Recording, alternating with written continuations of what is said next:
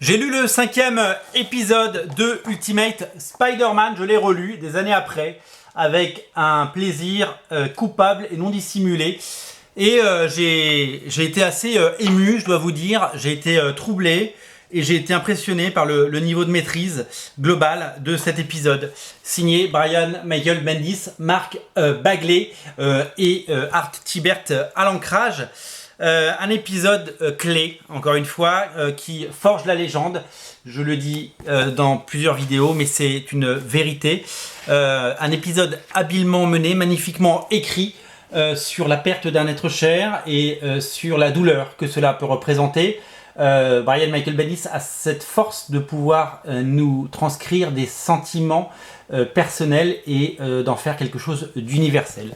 C'est touchant, c'est brillant et c'est absolument incroyable. Et pour la première fois, on voit ces poses iconiques d'un Spider-Man en colère, d'un Spider-Man triste, d'un Peter Parker démuni qui va venger son oncle Ben assassiné et qui va comprendre au fil des pages avec tristesse et désarroi que de grands pouvoirs impliquent de grandes responsabilités. C'est toujours aussi touchant de lire cette histoire parce que d'abord elle est universelle et en plus parce que même si on la connaît, eh bien elle nous touche surtout quand c'est bien écrit comme ici. C'est-à-dire que on ne peut pas rester insensible devant la détresse de Peter Parker et devant sa colère et devant le fait qu'il perde son oncle et qu'il se sente responsable. C'est absolument magnifiquement mis en scène.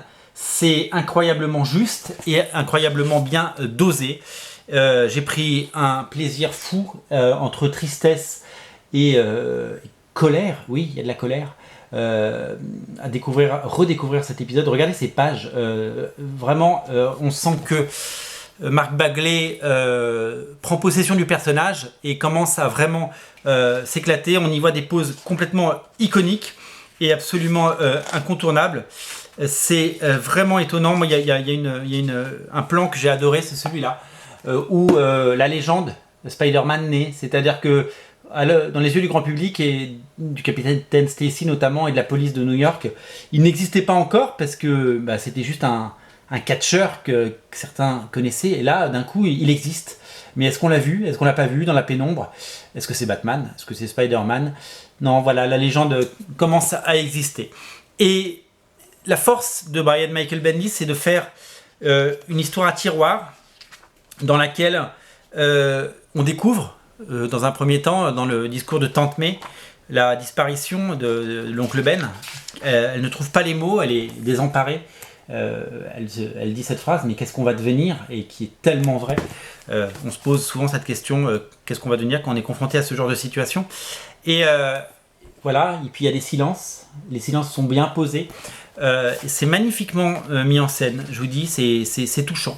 Et Spider-Man va se faire justice, entre guillemets, puis il va se remémorer le discours de l'oncle Ben, évidemment, dont j'ai parlé dans l'émission précédente, et puis il va accomplir quelques actes héroïques, un peu anonymes finalement, pour essayer de se rattraper, pour essayer de faire revenir l'oncle Ben finalement, à travers ses actes et à travers ses responsabilités. Il devient véritablement Spider-Man à ce moment-là.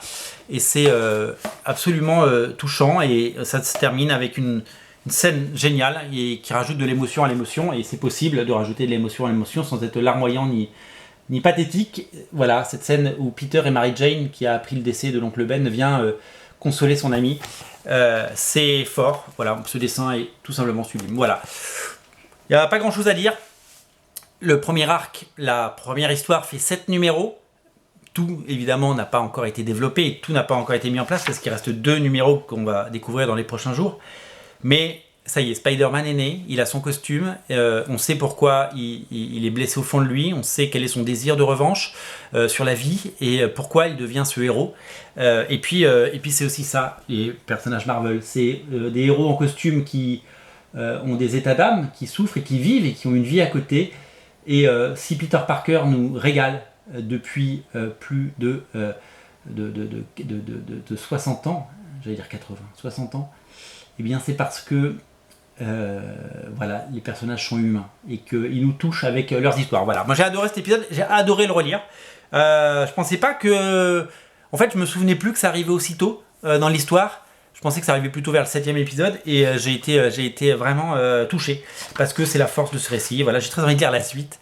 Et donc je vais la lire la suite et puis on en parle demain ou dans les jours à venir selon le rythme auquel je vais pouvoir vous proposer ces émissions. Évidemment, nous allons revoir ensemble les 160 épisodes de Ultimate Spider-Man. Et en tout cas, on est sur un premier numéro hyper touchant et hyper maîtrisé. Voilà. Des auteurs au sommet de leur art qui partent de l'exercice le plus casse-gueule de l'histoire, re-raconter les origines de Peter Parker et Spider-Man et en faire quelque chose de absolument flamboyant, triste mais beau. Et un morceau d'histoire des comics vient de s'écrire devant nos yeux.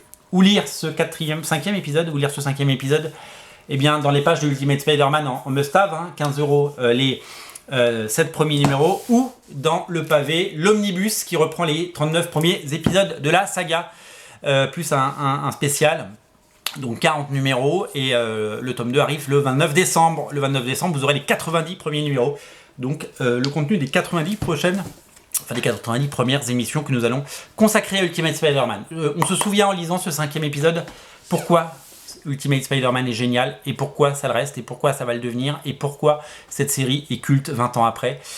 Lisez Ultimate Spider-Man, peu importe le format, peu importe le flacon, vous aurez l'ivresse, c'est sûr.